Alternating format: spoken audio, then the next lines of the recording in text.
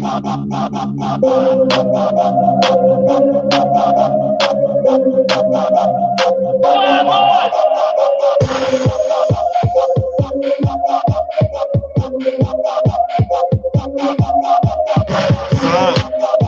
up, y'all?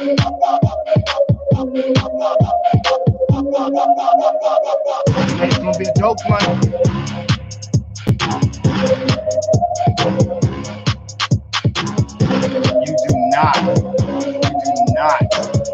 You do not want to miss this, because seriously, for years, nerd culture has broken down barriers and embraced those who are often made to feel different, not accepting norms of social discrimination. Shows such as Star Trek, for example, had not only one of the most diverse casts on television, but aired one of the first interracial kisses during the 60s. Joss Whedon, creator of Buffy the Vampire Slayer, fought to show one of the TV's first developed lesbian couples, Tara and Willow, before LGBTQIA+ issues were at the forefront of society's minds. The diversity within nerd culture has often allowed our shows, movies, comics, and artwork to embrace those society has pushed aside. And Netflix released their new hit series, Luke Cage, and it was soon called racist by Twitter users for the overall cast having so little representation of white culture. These reactions from both Tim Burton and fans of Luke Cage, when confronted with the idea of diversity or the overall lack of it in Hollywood, are quite problematic. Besides the fact that lack of representation for minorities is still an issue in the media, nerd culture's sudden resistance to those society pushes aside is outrageous, as entire franchises and storylines within it have built on the idea that we should celebrate our strangeness on what makes us different.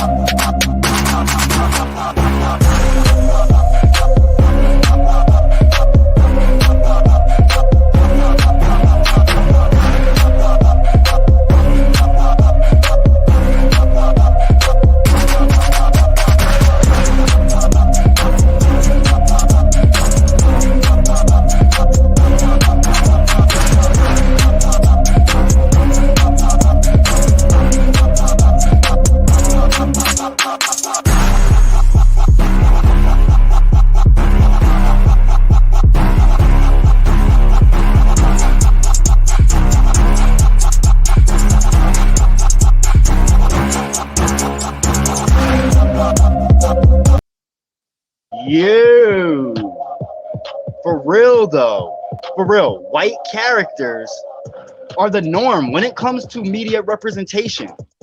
In a 10-year USC Annenberg study, it was found that 71.7% of speaking roles on television were filled with white characters, while minority actors and actresses across all demographics made up less than 28.3% of speaking roles in the media.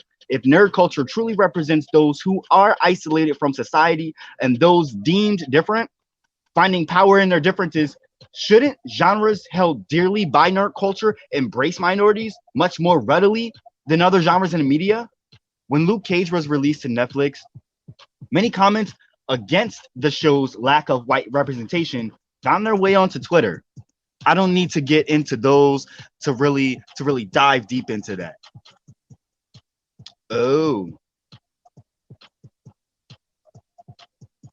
wowza.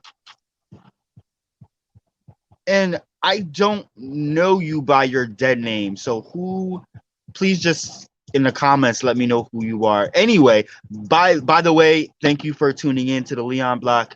Uh we're thankful for having you regardless. But I hate that YouTube has your dead name too. Yeah, that's fuck shit. Um, there's also The New Nerd, which is a mini documentary series highlighting black nerd interest in anime. Ah, what's up, bro? Nice to have you. Thank you for tuning in. There's this documentary series highlighting black and brown nerd interest in anime, comics, cosplay, video games, and their experiences within those mediums. It's produced by Yaya Ishmael of Yazilla Productions. This lighthearted series gives authentic viewpoints from influential black nerds.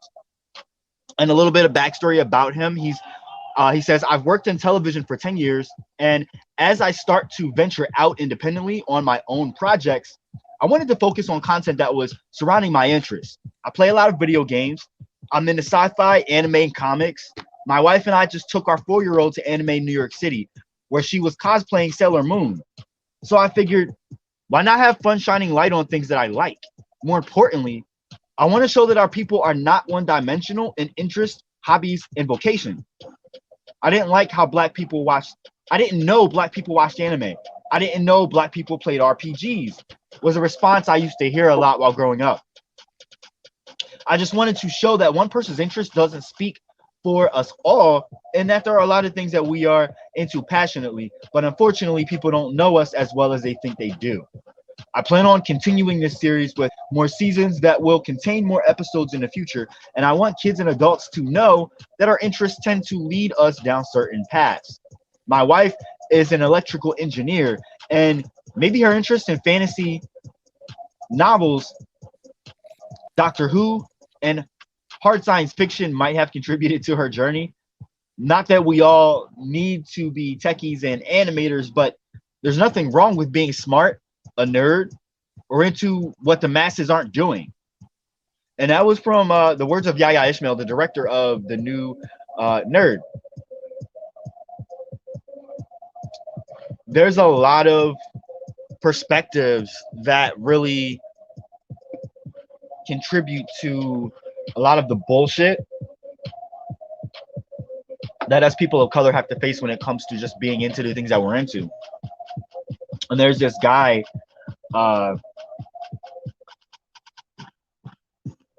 who was a Navy corpsman with 21 years service.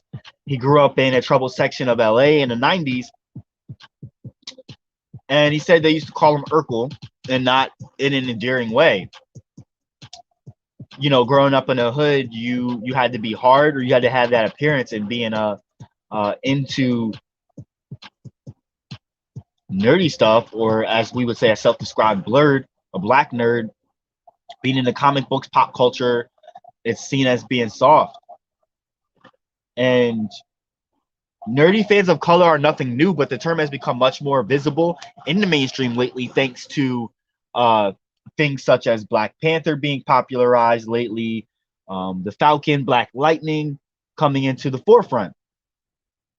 And this guy said it was rough for him growing up, but he didn't care. He liked what he liked, and that was that. Other nerds of color have also battled against the long-held stereotype that comics were mainly the realm of square white males. And that's not hard to understand, considering the first mainstream black superhero, Black Panther, was introduced in 1966, nearly 3 decades after Marvel Comics launched its inaugural issue in 1939. And black women faced twice the scrutiny. A lot of folks have an idea of what a nerd is, and it's that they look like a white dude. Jamie Broadnax, who's a founder along with Fighting Racially Charged Stereotypes, female blurs also face additional hurdles and scrutiny when it comes to their love of comic and pop culture. We get geek checked a lot, she said, explaining that this is when a fan, usually female, is quizzed about her knowledge because you can't know what you're talking about because you're a girl. there's an underlying underbelly of misogyny and racism in this fandom, even when we see new shows like Star Trek. She said, noting the Walking Dead alum had to address racist comments after it was announced that she would be the first Black woman to head a Star Trek series, Star Trek Discovery.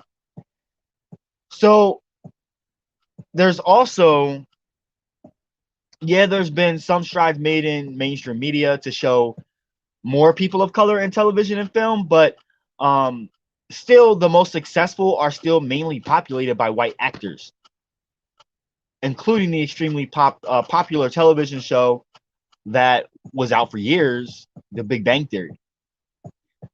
The whole perception is that geek and nerds are not cool. That's the thing that allows the stigma to remain, said Daryl DMC McDaniels, founding member of the pioneering hip-hop rap group Run DMC and lifelong Marvel Comics fan. McDaniels has never shied away from his love of comic books and recently started his own publishing company, Daryl Makes Comics, or DMC. And that wraps my little tidbit up, because I have some things I want to touch on and talk about with my guests here. I have Will, who is jumping in to provide some commentary. And he says that gatekeeping, I always fight against. Gatekeeping is a big thing that we're going to talk about and touch on, that I'm sure, Jose, you want to touch on as well. Also, along with Will, we have welcoming back to the Leon Block, a friend, dear friend to the Leon Block. He's no longer a guest. He's just a friend to the show. Welcome back, Jose. Thank you for joining us. Thank you for having me. And by the way, I'm not a friend, I'm family. That's right. That is right. So it was actually your idea that you brought to me about this topic. And it's funny because it's something that I wanted to touch on for quite some time. And it's just been like buried in my bucket list of topics to touch on. And I haven't like compiled a list of like information and things that I really wanted to start with to really give this the full perspective that I wanted to give it. And so when you brought the idea up to me, I'm like, oh my God, like that's perfect, because I'm sure he has all of the stuff that he wants to touch on, in his arsenal ready to go. Oh yeah. So for me, I was like, no, this is a no brainer. Like I definitely, because I also wanted to talk about it with someone too. So I'm really excited for this. Yeah, like I definitely wanted to talk about this for a while. But I had friends who have podcasts but then they kind of shut them down. I had no idea how to start my own, and I was like, you came up with the Leon Block, and we've talked about. Normally we talk about my journey with adoption, but right. when being a geek and a geek of color for so long, my fandoms, the things that I'm a fan of, actually helped develop who I am and helped me survive quite a few things in my life. So when seeing people be kind of toxic when it comes to people like me being represented, it really brings you down. So I wanted to bring that up, and I said, who better to talk to about it than Jontel and the Leon Block. And then it was funny because right after we both agreed to do this, it's like the universe listened and gives a whole bunch of recent examples of people not being okay with representation, like with Superman recently and all that. So I was like, come on, this is great. Not great, but good that we have examples, more modern examples to give. Not that it is great that it's happening. But it lets you know that this topic is not anything that's going away anytime soon, that we're going to have to continue to keep challenging. So let's get into it. Where do you want to start, bro? You got to lead. Well, you touched on a lot of stuff that I wanted to talk about when you were talking earlier, and I laughed that you mentioned the Big Bang Theory, because I'm just starting. I've watched clips, and then I'm starting to watch it now. I just finished season 2 of 12, and I was kind of how geeks and nerds and whatever are shown in that. There's one person of color that I know of in that show so far, and he's mostly quiet because he can't talk in front of girls. That's a stereotype. We don't know how to talk to girls and stuff. Not that I want to, I'm gay, but they're shown in a very way, like you said, nerds can't be cool and stuff. And I think that's kind of how, for the longest time before social media, how geeks were viewed. You would be depicted as someone with glasses and overalls and and stuff like Saved by the Bell and stuff like that. The way they depicted comic book fans, people who like playing chess, people who were smart, they were all depicted as those like very skinny, overall wearing people. And I'm sorry, I just saw. Yep. I love that what George just put because yeah, that's Right. yeah, the whole thing with Superman is just ridiculous. But like, I feel like he mentioned gatekeeping, and I think that's the a perfect term for it because there is a lot of that. Like you mentioned with women, like people try to gate or people who were fans for a long time and they don't want newcomers to come in and try to block them out, or Yep. people who are of different races or religious beliefs or sexualities. They want to block them all out and keep their fandoms quote unquote pure. Mhm. And the thing is, a Mhm. lot of this it stems because back then you didn't really realize that there were so many people, diverse group of people who liked the same thing you did because there was no social media. You kind of had to Right. like rely on what you had around you, and these kind of people, they didn't really surround themselves with people of color, so they didn't really realize that people of color and women and people who were LGBT were reading the same damn comic books that you were. Um, and it just really bugs me that now in the age of social media they still think that way. I'm like, no, you should, that should enlighten you. It's like, oh look, I'm not the only kind of person who likes this. So that was like my real big driving force for this. Is because I mean, like, if I had the representation that I'm seeing now, which still needs to be more, but if I had that when I was growing up, like maybe I wouldn't have been as ridiculed as I was growing up. Like I feel like it's Oh not so yeah. much. So to flat out ask, did it contribute to a lot of your bullying? It did. I mean, I was, excuse me, I wasn't very much a goody two shoes anyway, because my dad was in the military, so he kind of like raised me to be very respectful. So that got me Mhm. ridiculed. But liking comic books and Power Rangers and the X-Men and all Right. that didn't exactly help with my street cred. Same. um, so they just kind of saw me as less than, and and then there were people who were surprised because they would talk to me, have conversations with me, and they liked hanging out with me. Then they realize they go to my bedroom and they see all these action figures. They're like, "Wait, you like this stuff?" Because Uh, I didn't exactly fit in their eyes the stereotype of what a geek is. I'm Puerto Rican. Yeah. Yes, I agree that the ridicule is I why the gatekeeping exists. Yep. And it kind of makes you a little bit bitter too sometimes. Even like I know some people use gatekeeping because like they got ridiculed, like he said, all their lives, and then all of a sudden these movies are coming out, which is they're making superheroes cool, and now these people are jumping on it. I'm like, you're the same person who used to bully me in high school Talk because about I it. like this, and now here you are, you're watching Endgame, you're watching Aquaman. Like I was a big fan of Right. Aquaman since I was a kid because I love the ocean, and now Jason Momoa made him cool to other Right. people. Right. And I'm like, y'all owe me an apology. But see, this is the same thing that they're doing with our culture of our community as well, with being LGBT or being queer, because they're glamorizing all these things. You see all these Mm-hmm. hot Twinkie or muscular white guys being put as into the forefront of what it means to be white or be Mm-hmm. LGBT. And it's like they want to glamorize things for what it looks like to be a certain demographic when it's like Mm-hmm. we come in all different shapes, sizes, colors, creeds, orientations, backgrounds, social rankings, classes. And it's frustrating that every single time it's portrayed in one way. Exactly. And then there's I even have been having issues. So when bullies discover Wolverine, the gatekeeping is a way to take power back. Yep. Yep. Yep. But I feel like that's something like gatekeeping can be done. Like I said, like the way I was doing it, I was doing it. I didn't realize that I was. When because like I was very very bitter because I got ridiculed a lot. Um, and now here I am in my 30s and I still collect action figures with comic books and I still get ridiculed. But then I have these people like, well, you're spending all this money to watch this movie for 3 hours in a movie theater and it's about superheroes. Like I have those characters on my wall, like, Right. and you're making fun of me, So like I was like, I said, you don't have a right to like this now. And I realized I was gatekeeping in a way, like I didn't want newcomers to come in.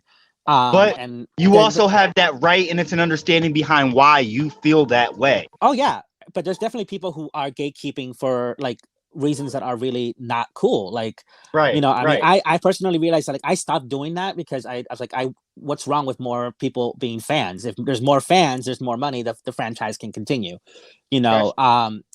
but like as a person of color and then a person who's LGBT, like I really, I remember when I first came out, I came out in 2006 and I really wanted like, I love reading books. I wanted a novel, a story or whatever that had a gay main character. And I would go to Barnes and Nobles, and the whole gay section was nothing but erotica, which is not what I Right, wanted. right. And then when I finally found a book by Mercedes Lackey, it was a trilogy called The Last Herald Mage. That book has become one of my most treasured possessions because it was one of the few books where it wasn't sexualized. The character was awesome, and that book Mhm. made me cry. And now they just announced this book came out in the 80s, by the way. The book, I found it in 2006, and they're now just announced earlier this year that they're going to make it into a TV show. So I was like, Wow. good, we need more representation. It's a gay male lead, and I feel like we need that. So like I wish I would have had more people interested in comic books in my life, but I also wish I had more representation, and I think we're doing a good job with that. Yeah. We just had to do more, despite the We have to keep protests. going. Yeah. Hold on a second. Will said, "Look how people are drawn in comics, overly sexualized and muscle bound. The only representation is in the perfect people." That's Mm. that's very true. Um, yeah, it's very few and far between that you see people depicted as real, like actual people. Um, and I think that's part of, I don't know, that's what I've always taken from, especially comics, that that's how it's supposed to be.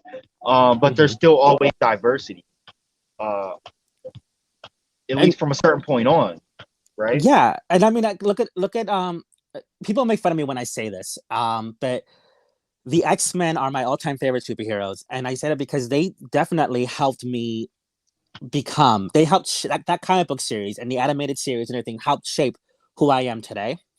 Mhm. There's been times where I say the X-Men literally saved my life, and because they've always been about acceptance and people and being different. Love you Now, too, Will. in the beginning, the X-Men were 5 people and only one female, and they were all white. But eventually, we had characters like my favorite superhero of all time, Storm, join the team. Right. Yep. And not only did she join the team, she eventually became leader.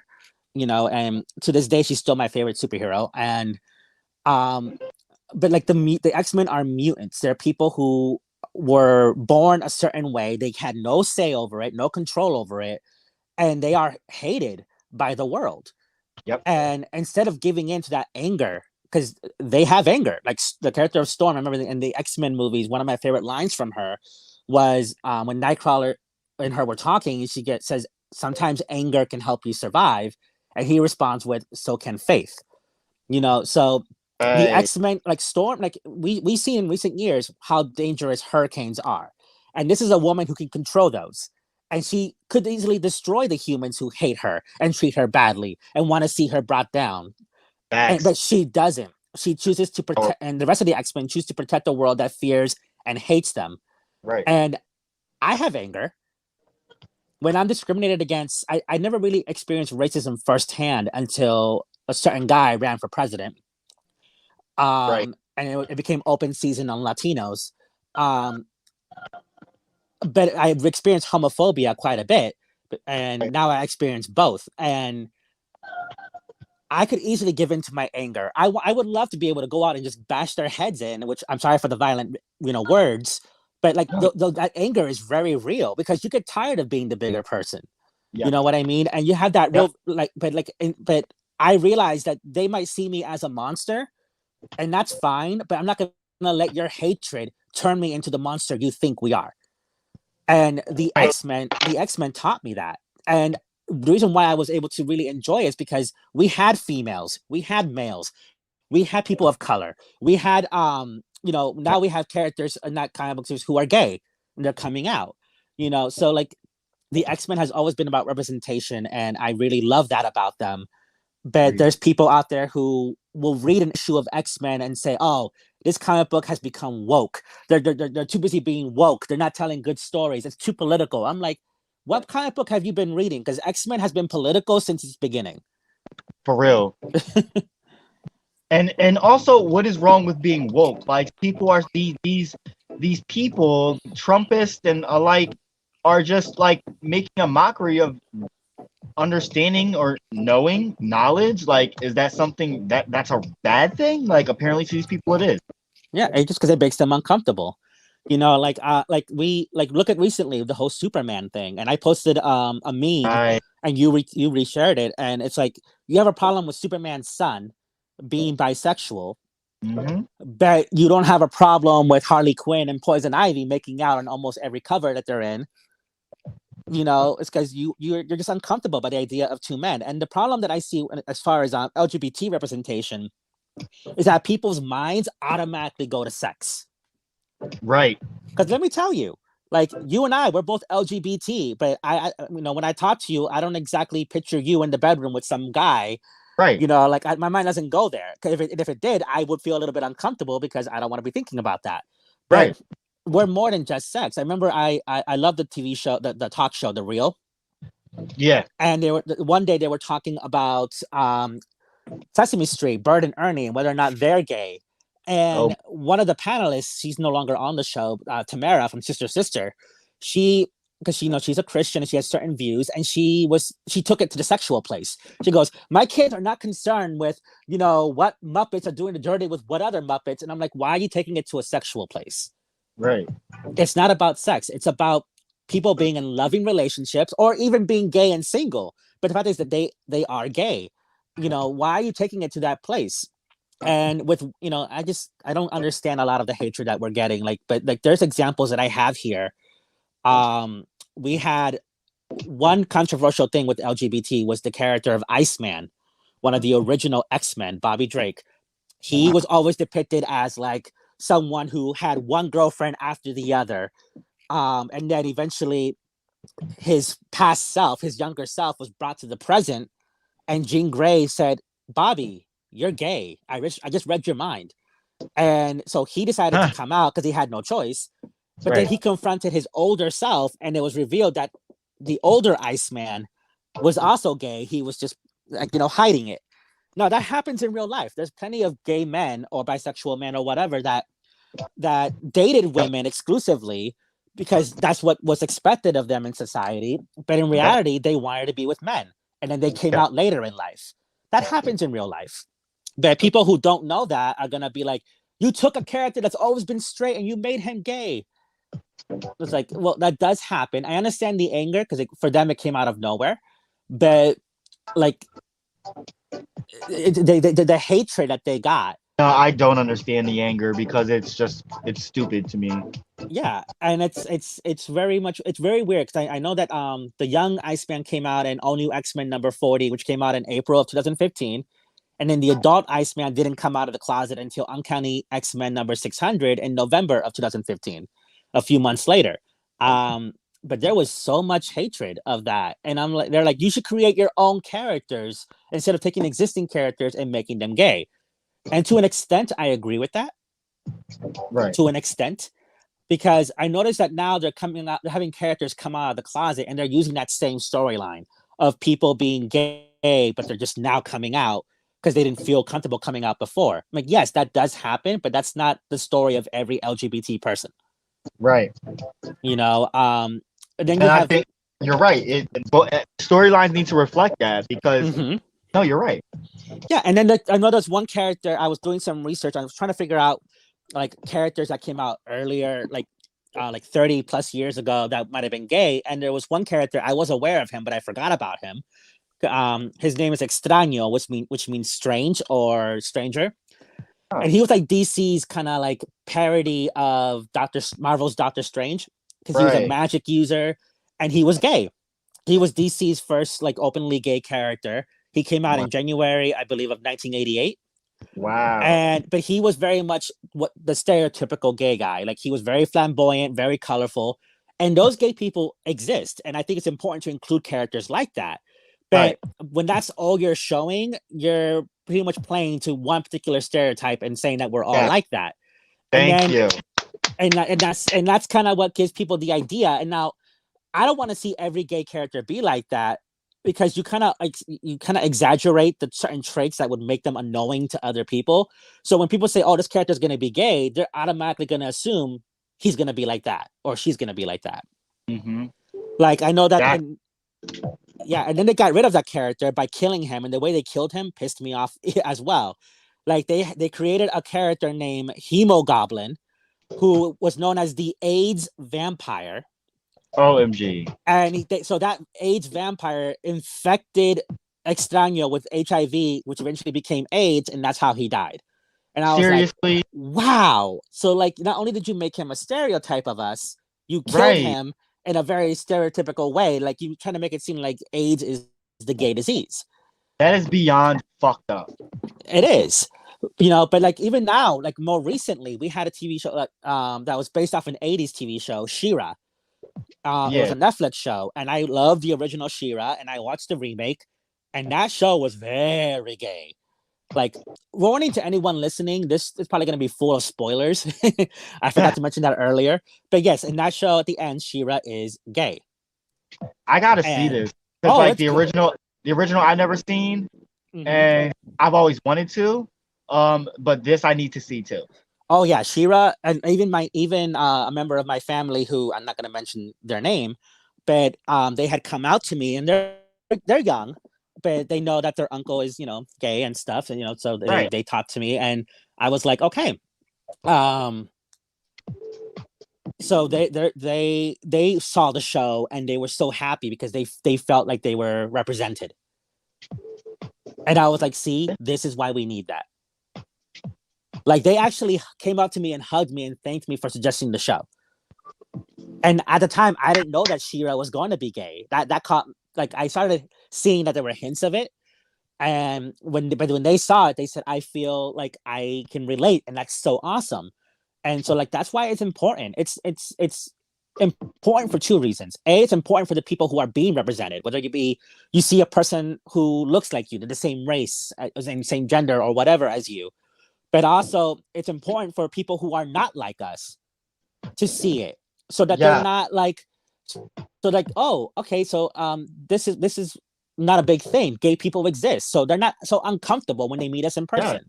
You know, so it's important in more than just helping us directly, but helping us indirectly by having people see that this is normal. But yeah. So like, I mean, it's just it just saddens me when people try to like block that. And like, but I think one problem we're seeing with this whole representation surge is that they're taking characters who are white, cisgendered, straight, or whatever, like they're creating new characters based off of them that are okay, so this is a female version of Thor, this is a black version of Captain America. And while I'm not saying that that's necessarily a bad thing, I feel like, look, Black culture has a lot of stories to tell. Right. Why can't you create a whole new character with superpowers or gadgets or whatever? Seriously. And even not even just that, like African culture has so many amazing stories of its own that are already out there for fresh picking to put out into the mainstream. They just don't. Exactly. And like, look at like Thor. Thor is based off a character from Norse mythology. Exactly. Different cultures have different mythologies, different legends, different stories you can pull from. There's so many out there we just don't know about. But they're there. And you know what, Jontel, I want to ask you a question, since we were talking about LGBT representation in geek culture. Because I don't know how I feel about this, because I feel it's a dangerous topic to talk about, because you're trying to make it seem like this group is not being discriminated against when they are. I've noticed, especially in recent times, that when they try to have LGBT representation, they go with female gays, like lesbians, because they feel like that might be more accepted than a gay male. Not saying that there's not programs and TV shows that are showing gay males, but like I know in Supergirl, before season 2 went to the CW, they announced, oh, one of our characters is gonna come out of the closet, and they didn't tell you who. And it turned out to be her sister, Alex, who came out. And I love that character. I love her storyline. Don't get me wrong. And then Power Rangers made history this year by finally introducing its very first LGBT Power Ranger, who's also the very first female Green Ranger as well. And her name is Izzy, and that's because we've had gay in the 2017 movie of Power Rangers, the character of Trini, played by Latina singer Becky G. Yes, I remember that. Yes. Yeah, she hinted at being LGBT. Yeah, but they didn't get a sequel, so they weren't able to confirm it. So it was only hinted.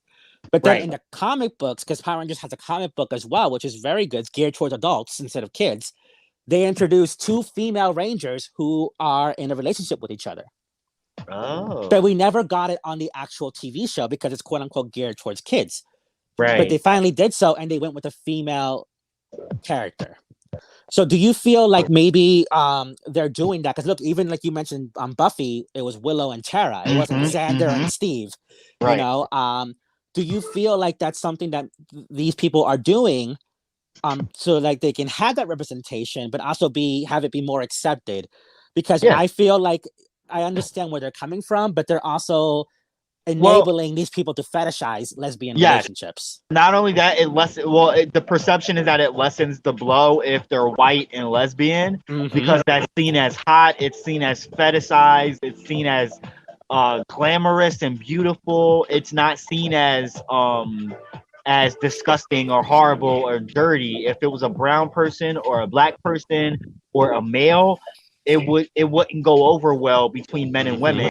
Men and women of all demographics would supposedly, as according to the way that American standards are supposed to be and whatever, it's overwhelmingly seen as like, you know, just white and lesbian that is the most overall universally acceptable when it comes to men, and when it comes to women, that's at least what they say, or that what people think. But we all know that that's not necessarily true. I think that that's just more so what Hollywood likes to play off of and go on the safe bet and say, okay, we don't want to waste money. That's what's gonna sell us, and so we're gonna go with that. We're gonna go with that picture to paint because that's the safest bet, and it's gonna give us the most returns. Pretty much. Definitely, and I you know, and I kind of feel like they need to take more risks. Like this whole thing with Superman's son coming out, obviously that was a big risk, and people got, you know, the DC isn't backing down. You know what I mean? So that's a good thing, and I feel like they need to take more risks. Introduce a trans character, like DC, the CW's TV show Supergirl has a main character who I absolutely love. Her code name is Dreamer, and she is a trans woman, as is the actress playing her. And she's an amazing character, and they just actually introduced her to the comic books because she didn't exist in the comic books. Her future descendant did, but she didn't. So they gave her finally an introduction in the actual comic books, and I think that's great because we need more representation there as well. Yeah. Women, like cisgendered women, especially if they're of color, and trans women definitely need, and trans men as well, need more representation in the media. And I want them to take more risks and go there because we need that. Like you took a risk in the 1970s with the introduction of character of Storm, and she became one of the most loved characters in the X-Men. You mentioned Star Trek with what's her name? Is it Halura? Like I can't remember her name. I don't watch Star Trek. Neither, but I did see a few episodes, and she's amazing. She is, and that was in like what was it, like what I don't know what decade was that? 70s as well, 60s. 60s, I think. 60s, and you know, in the 60s, you know that black people weren't exactly viewed in a very good light, or really not much has changed, unfortunately. But like you had her, and she was not just some like damsel in distress either, you know. So I think it was a very brave thing to do, and you have to continue that. There is a legacy of braveness that you need to continue. Show more people of color, show more people who are LGBT, but not just gay men and lesbians. You know, let's have more bisexuals, you know, and let's have more people who are like the non-binary, you know, people who are pansexual, because those things aren't represented too much. I remember I was talking to one of my nieces about that topic, and she had asked me, what non-binary is. And I was about to explain, but then her cousin, my nephew, who is of the same age as her, he described it for me. And I looked at him and I was like, really? How did you? And he described it very well. And I was like, and he goes, well, I saw it on the TV show. And I'm like, see, that's why we need representation. Yep. And you know what? My nephew isn't identifying as non-binary. So this whole thing that people say, well, if they see it on TV, they'll believe that that's them. That's not true. Because how many heterosexual people? I mean, I'm a big fan of Disney, and there's nothing but heterosexuality there. And I'm not straight. Right. You know, so we need that. We need that representation. We need the people to be more accepting. You know, but we gotta be braver, and we can't just keep taking popular white characters and adding some color and expecting that to be okay, because we have our own stories to tell. We don't have to piggyback off the popularity of some. Oh my God, that was so well put. Like, and I just like, I don't know, like, I mean, like, I'm sorry, like, I mean, don't get me wrong, a lot of these characters, they look kind of, I mean, I grew up as a gay teen that was in the closet, so I appreciated seeing Wolverine and Cyclops in Colossus in their tight, you know, costumes and whatever. But you know, like I still wanted to see more representation. I'm still waiting for a Puerto Rican superhero. For real. You know? Like we had one member of the X-Men who's Puerto Rican, but she's like a background character. Like I want. I mean, like, and then you have the Morales kid, but he's Afro Latino, so like it's not the same. But that was important too, you know, like it was very much so. Because mixed people, whether it be white and black, Latino and black, Asian and Latino, whatever it is, mixed people get a bad rep too. Right. You know, and one thing I want to see also, because I mentioned people who are bisexual or pansexual and stuff like that, is like I remember I was watching the Chilling Adventures of Sabrina, and her cousin Ambrose is, you know, queer. And he starts off with a boyfriend in the first season, and then the rest of the series, he's with a girl.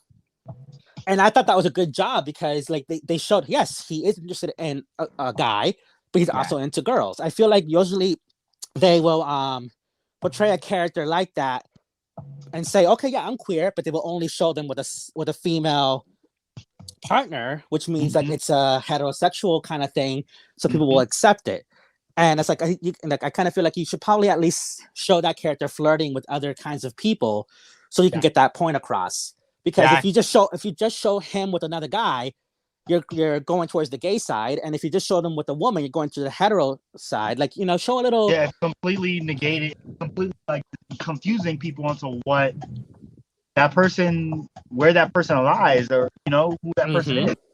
Because it's okay, like if like I said, he was for the rest of the show, he was interested in women, or at least he was shown to be with a woman, but they did show him interested in guys as well. So like they showed both sides of it. Like, I'm not saying he can't be in a committed relationship and go off and stay with that one character, but at least identify that you know yes, if he's not just gay, he's not just straight, he's, you know, pan or bi or whatever.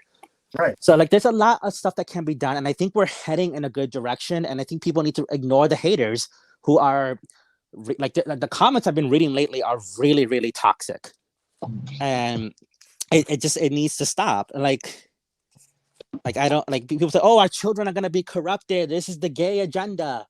Are you serious? Yeah. And then I remember back in the day when the god awful Fantastic Four movie came out, and they had the very, very, very delicious Michael B. Jordan played the human. He played the Human Torch, and the Human Torch in the comic books is a blonde-haired, blue-eyed, you know, white guy. Right. But my argument against that is like, look, if a character, if his or her race is not important to their character, I don't care if they change the race. But if you take someone whose race is an important part of their character and make them another race, like if you took Black Panther and made him white, we're gonna have some words, right? Because that is something that's really important to his character, right? You know, and they said, well, you know, he's white in the comic books. I'm like, yeah, and so is 95% of the characters out there. Let us have something. Thank you. But at the same time, that kind of goes hand in hand with what I said earlier. Maybe to avoid that and to make everyone happy, the best option is to create a new character. Exactly. And if they take, they take. If they don't, because another thing, we have a responsibility too. It's not just these media companies. If they make a movie or a comic book character or a video game character that's LGBT or a member of a different race, we need to support it.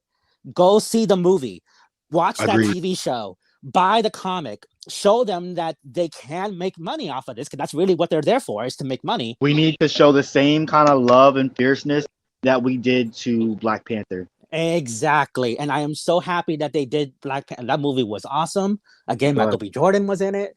But it was a really good movie, and people went to go see it, and it broke records. It was really well done.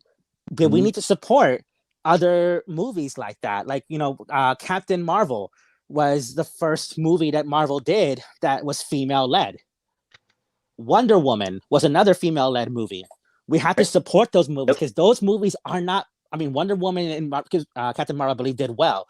But there are many movies outside of sci-fi and fantasy that are female-led that did bad. Ghostbusters is sci-fi, and the last one was female-led, and no one liked it. No one went to go see it.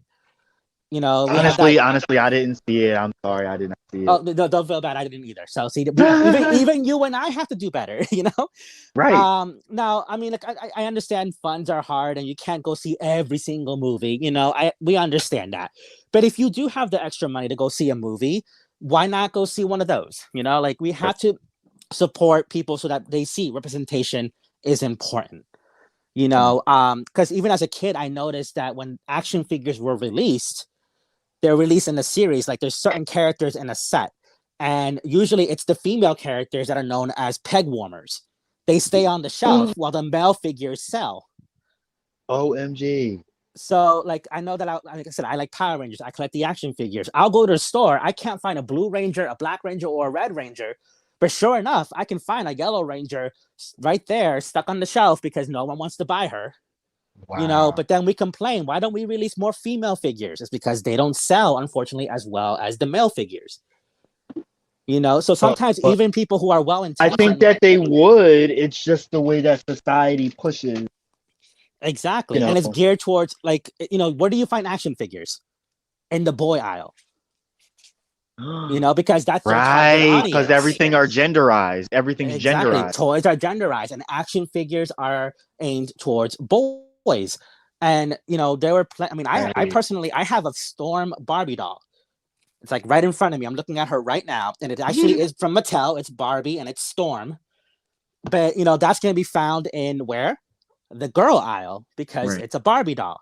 So at least we have something that they can buy. And you're not going to find that in the boy aisle for sure. No, you're not. So if I was still being raised by, my parents when I was a kid, they probably wouldn't have bought me that, because it's a Barbie.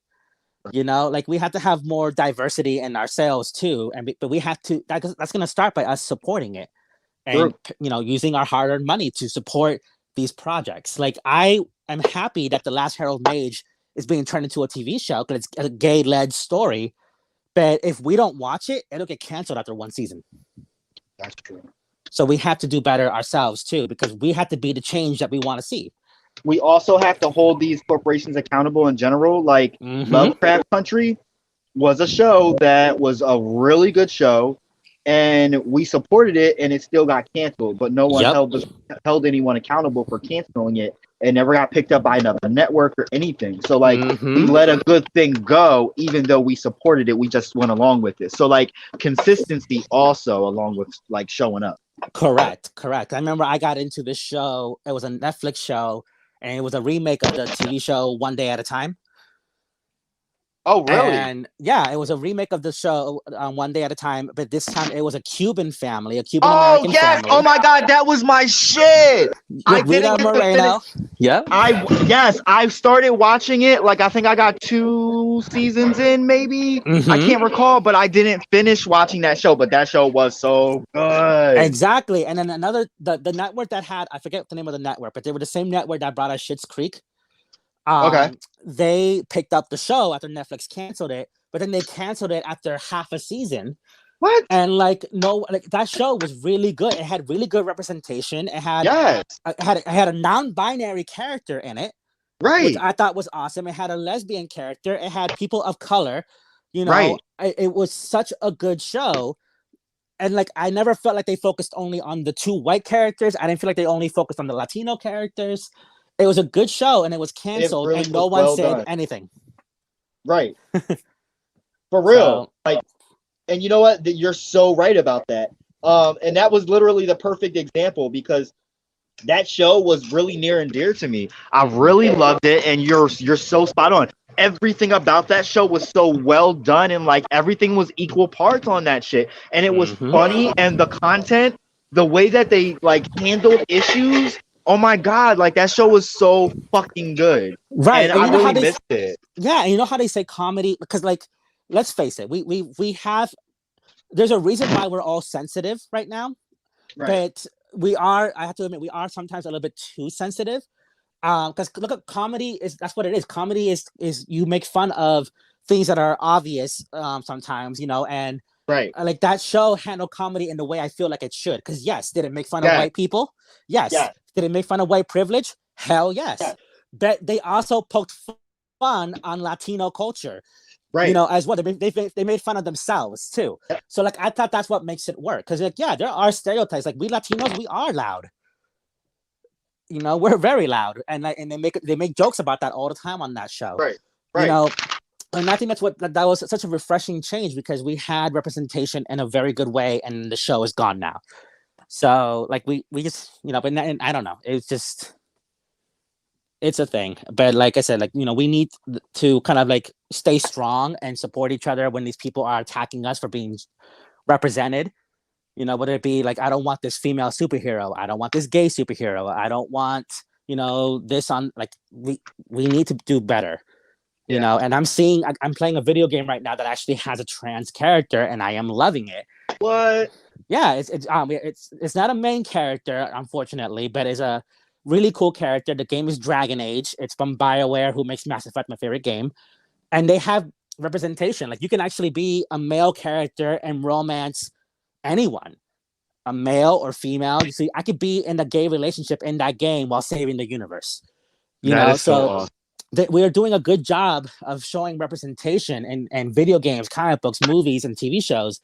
We just have a long way to go, because clearly people are not learning that we exist, and they don't want to accept that we exist. I mean, most of these people, if you look at their friend circles, they don't have a single person of color in it.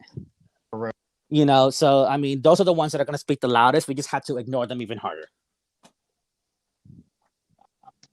I think as long as, you know, we're doing the accountability and we're being consistent and we're continuing to step out into the forefront, making sure that we're seen and heard, you know, I think as you said, we still do have a long fucking way to go. But having stuff like this, having conversations like this, talking about this, taking pictures dressed up, fucking being open about their stuff.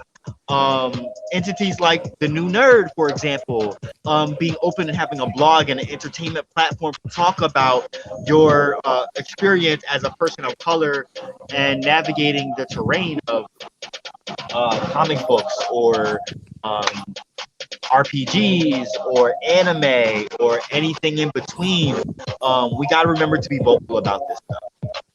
Definitely. And I wish I would have talked more about anime and stuff. Unfortunately, I do have to go, because I do have to go to work. This geek has a job. Yes. But I wish I would have talked more about anime, because you mentioned the New Nerd was talking about that, and that is something that I didn't realize, that there's a lot of racism there. And also a lot of whitewashing too, when they adapt those characters into other media.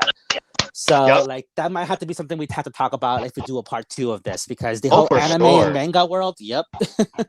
Hell yes. We could definitely break down some more on this, and also just talk about our love and passion for so many awesome things that I know other people of color would definitely agree with as well. So just our shared love of this kind of stuff would be really cool too. So yeah, you got to go pay some bills. Thank you so much for being on the show, Jose. It's always a great pleasure to have you on. Likewise. Everyone, make sure you subscribe, like, share the YouTube channel, the Facebook, Instagram, all of that good stuff. And make sure you show love to Jose as well. Jose, make sure you share this with your family and friends. Def. And everybody be safe. Have a great night.